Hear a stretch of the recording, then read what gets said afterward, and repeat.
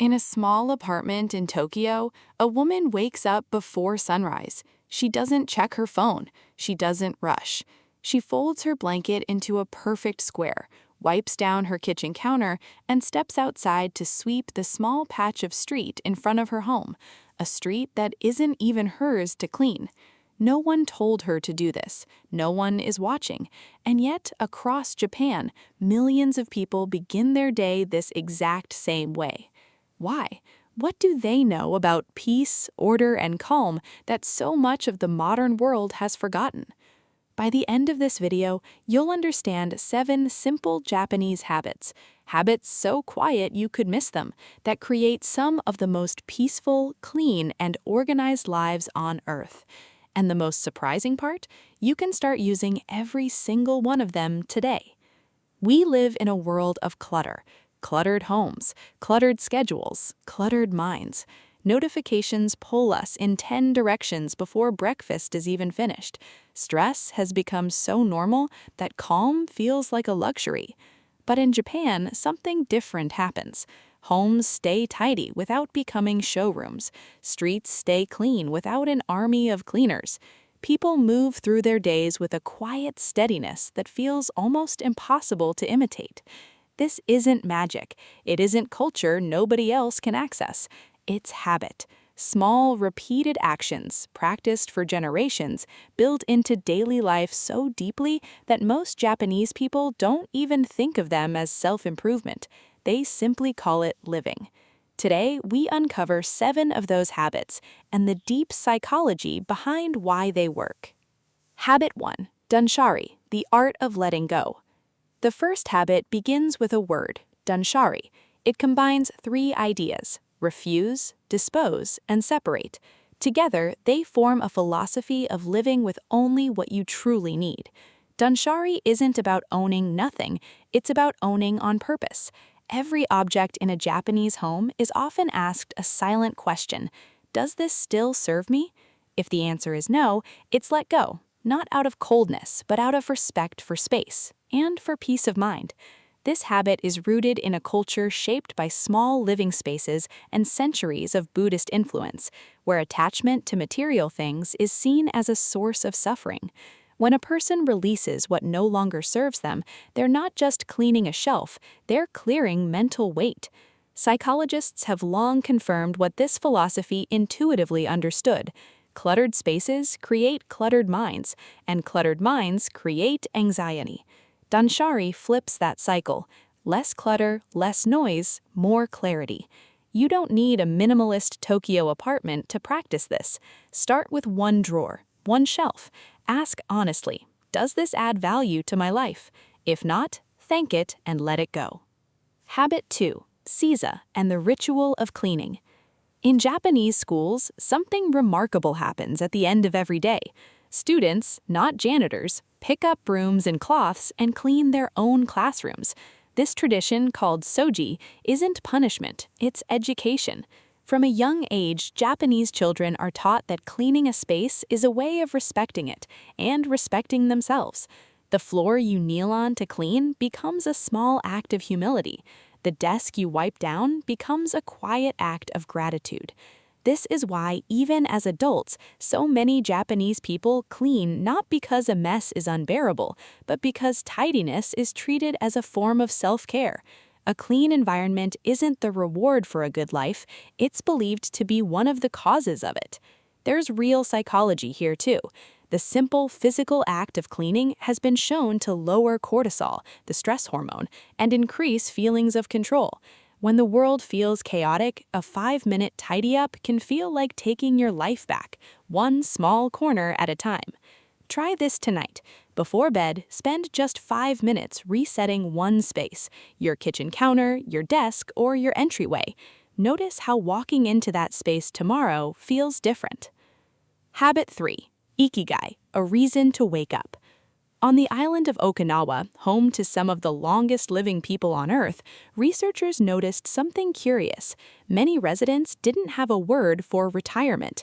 Instead, they lived by a concept called Ikigai, your reason for being. Ikigai sits at the intersection of what you love, what you're good at, what the world needs, and what you can be rewarded for.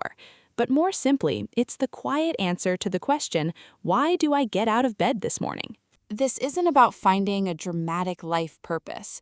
For many Japanese people, Ikigai is small. Tending a garden, mentoring a grandchild, perfecting a recipe, showing up for a community. It's the accumulation of small, meaningful actions, not one big destiny. Psychologically, having a clear sense of purpose has been linked to lower rates of depression, stronger resilience, and yes, even longer life. Without purpose, days blur together. With it, even ordinary mornings feel worth showing up for. Ask yourself honestly, what is one small thing today that gives your morning meaning? You don't need the perfect answer, you just need to start looking for it. Habit 4. Motenai, respecting what you have. There's a Japanese phrase often whispered by grandparents to children who waste food or throw away something still useful.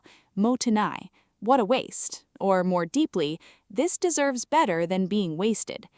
Motenai isn't just an environmental habit, though Japan's culture of recycling and careful consumption is deeply tied to it. It's an emotional relationship with objects, food, time, and resources. Nothing is disposable. Everything has value until proven otherwise. This habit grew from centuries of limited land, limited resources, and a Shinto-influenced belief that even inanimate objects carry a kind of spirit worth honoring. To waste something isn't just careless, it's disrespectful to the effort and materials that created it. In daily life, this shows up in small, beautiful ways. Leftover rice reused into a new meal, old clothing repaired instead of replaced, water saved and reused for plants. It's a mindset of gratitude disguised as practicality. In a world of overconsumption, Motenai offers a quiet correction. Before throwing something away, pause and ask, is this truly finished serving its purpose, or am I just being careless? Habit 5. Kaizen. Small steps, big change. In Japanese business and personal philosophy, there's a concept behind some of the most successful systems in the world, Kaizen, continuous small improvement. Kaizen doesn't believe in overnight transformation. It doesn't ask you to overhaul your entire life in one dramatic leap. Instead, it asks a gentler question. What is one small thing I can improve today? This mindset comes from post-war Japan, when businesses rebuilt not through massive, risky changes, but through tiny, consistent refinements, a philosophy that eventually transformed Japanese manufacturing into a global model of excellence. But Kaizen isn't just for factories. It applies beautifully to personal life. Instead of trying to organize your entire home in one exhausting weekend, Kaizen suggests organize one drawer today, walk 10 more minutes tomorrow, read one more page tonight. The psychology is simple but powerful. Small wins build momentum, and momentum builds identity. You don't need motivation to clean one drawer, and once it's done, you often want to do one more. This is perhaps the most liberating habit of all, because it removes the pressure of perfection. Progress, not perfection, becomes the goal. Habit 6. Omotenashi, selfless hospitality. Walk into almost any shop, restaurant, or home in Japan, and you'll notice something subtle but powerful: the way you're treated. This is omotenashi, a form of hospitality so deep it anticipates your needs before you even express them. Omotenashi isn't about performing kindness for reward or recognition. There's no expectation of a tip, no transactional exchange. It's rooted in the idea of serving others wholeheartedly, simply because it reflects who you choose to be. This habit stems from centuries-old tea ceremony traditions, where hosts prepared every detail, the temperature of the water, the placement of a flower, purely for the comfort of their guest, without ever being asked. In daily modern life, omotenashi shows up as remembering a coworker's coffee order, checking in on a neighbor without being prompted, or simply listening fully when someone speaks to you, without checking your phone. This habit builds something powerful in relationships: trust.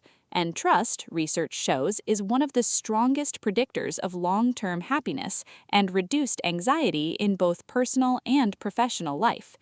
You don't need grand gestures to practice omotenashi. Small, thoughtful attention to the people around you is often more powerful than any gift. Habit 7. Ma, the power of empty space. Our final habit may be the most unexpected because it's not about doing anything at all. It's about ma, the Japanese concept of meaningful empty space. In Japanese art, architecture, and even conversation, silence and emptiness aren't seen as something missing, they're seen as essential.